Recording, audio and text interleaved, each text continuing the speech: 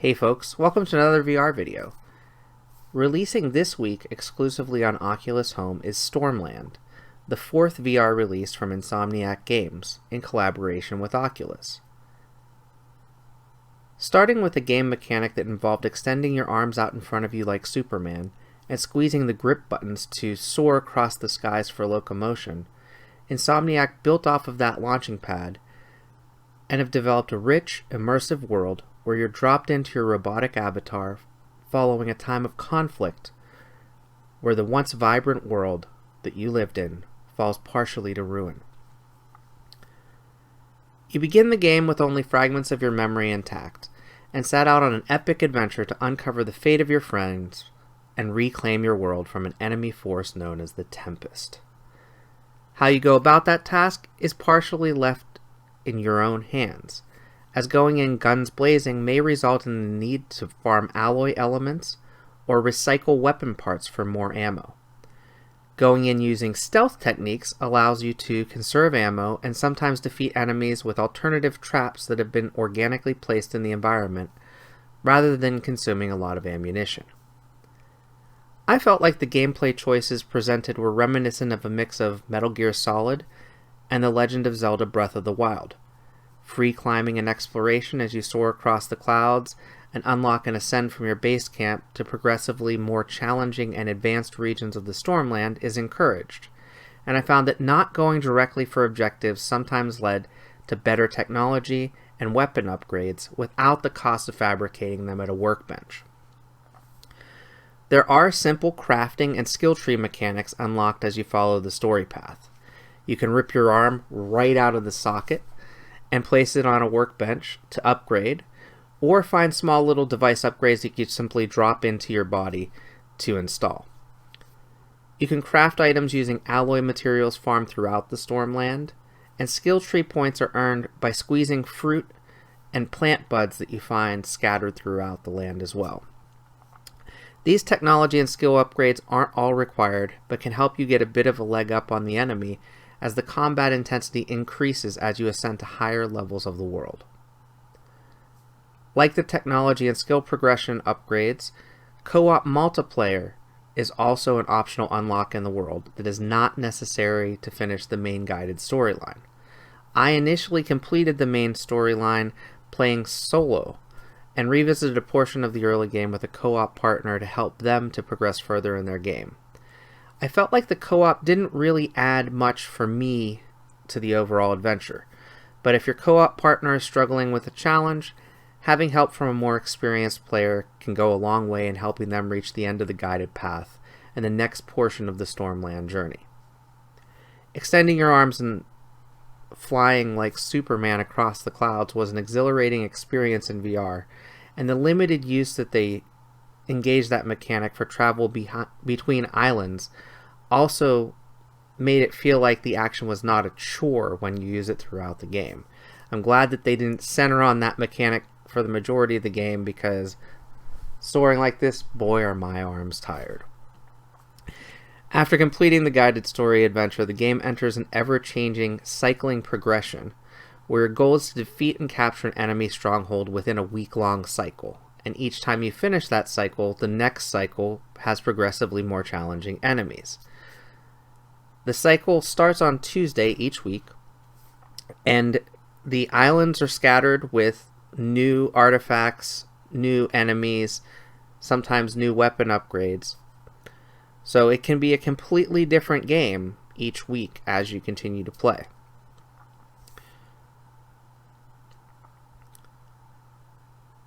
While the main guided storyline took me just 6 hours to complete, the cycling world can keep players revisiting and potentially playing more cooperatively with a friend for those that fall in love with this world and the gameplay mechanics. Dedicated players who complete the cycling world several times are then also able to increase the enemy escalation difficulty. And if you increase the enemy escalation difficulty to 2 and finish the cycling world quests, then you're rewarded with a special ending for finishing. At the time of this particular review, it's not yet possible to unlock that special ending because it does take several weeks to do so. For over a year, I've crossed paths with this game through multiple demos at trade shows, gaming conventions, and I've played through the majority of the first hour of the game at those shows. In fact, you can go back in my channel history and watch essentially the first hour of Stormland as I played it from PAX East 2019.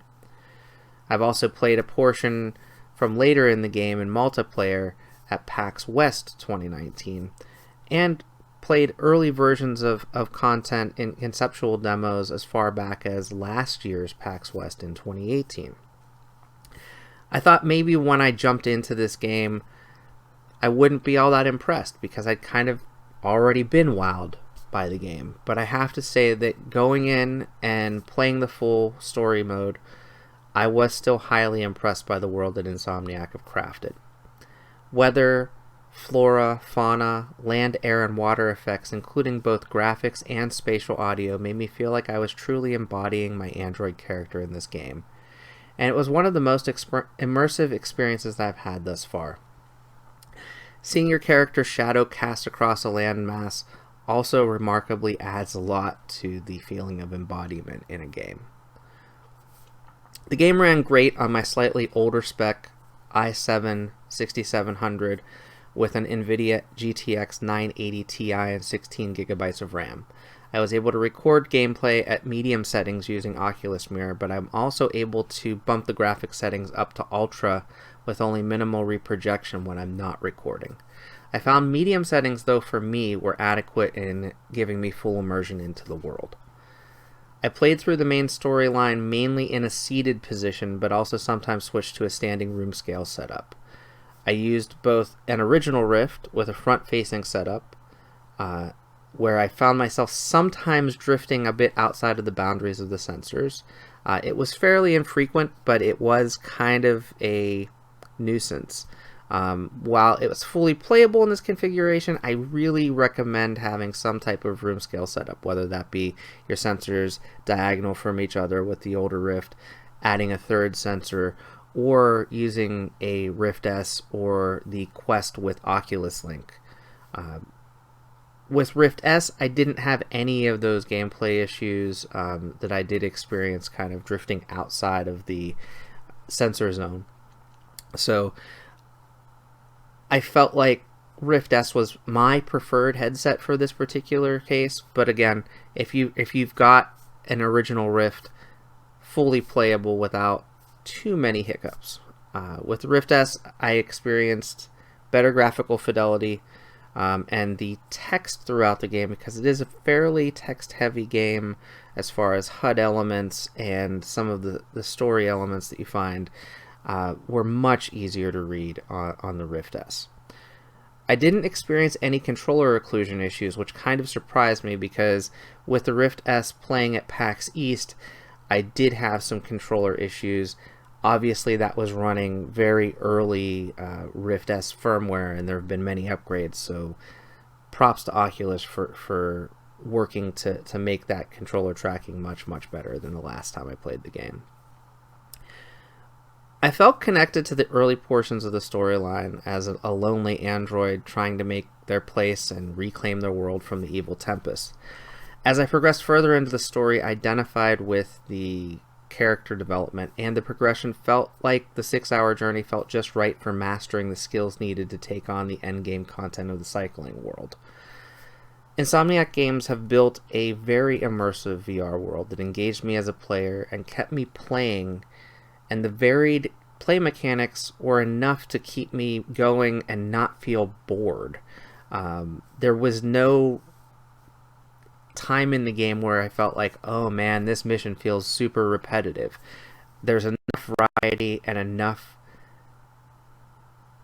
challenge to the game that it kept me engaged, and I didn't feel like I was just repeating a cycle over and over. Even in my time when I went into the cycling world, the variety of objectives that were given to me were enough that I could go do something and then change it up and do something completely different. Even if it's just exploring the world, there's plenty of content within the islands, whether that's exploring and finding human artifacts, exploring and finding little boxes that have loot in them and things of that nature, different plants, different animals. There was plenty within this world that I felt like there was life there. The cinematic narrative also clicked for me. I felt like I was in a science fiction movie playing a robot character. The audio logs, the dialogue, the character interactions, even some of the spatial audio, sitting in a human camp, for example, and listening to the winds and the rain beating off of the metallic surface, it's an amazing experience. I felt like Insomniac had really gone a great distance in world building for this particular game. And I also felt rewarded for going off the beaten path and exploring the islands that aren't necessarily tied to the main story missions. It led to a bunch of surprise encounters. It led to a bunch of discoveries and little breadcrumb trails that led to even more discoveries as I went through the story and also into the cycling world. I don't tend to prefer games that fall into the first-person shooter genre. Stormland definitely has a lot of first-person shooter elements, but it left enough choice in my hands that I could make conscious choices to sneak around enemies and use stealth tactics as much as I needed to, and only really engage the enemy with weapons when it was necessary for my character's survival. I will say, though, that once I got into the cycling world, I kind of did play the game a little bit more like a first-person shooter, where I was attacking enemies at will and things of that nature.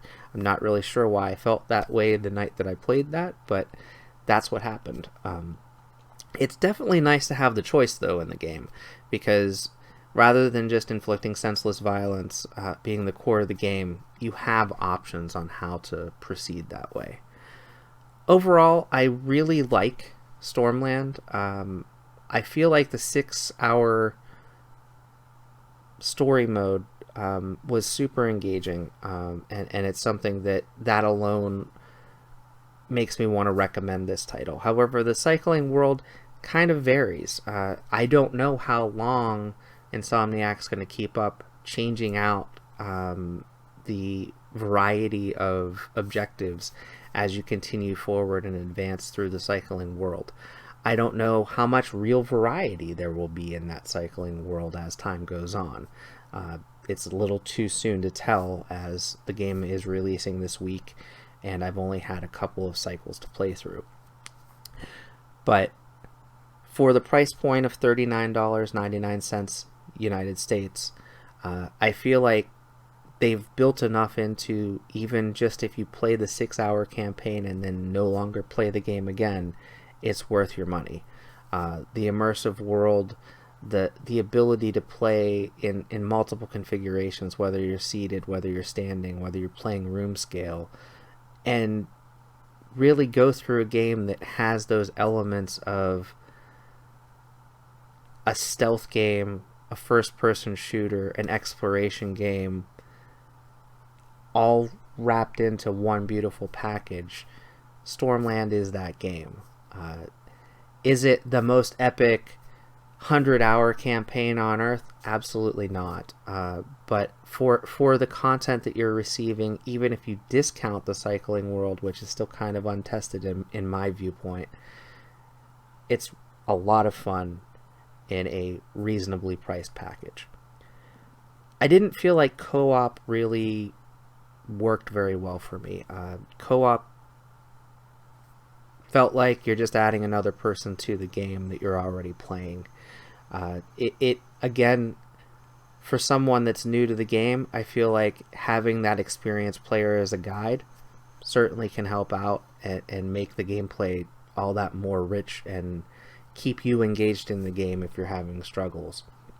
But otherwise, as someone that's not new to VR, as someone that's been playing VR titles for several years, it kind of felt tacked on for the co-op portion.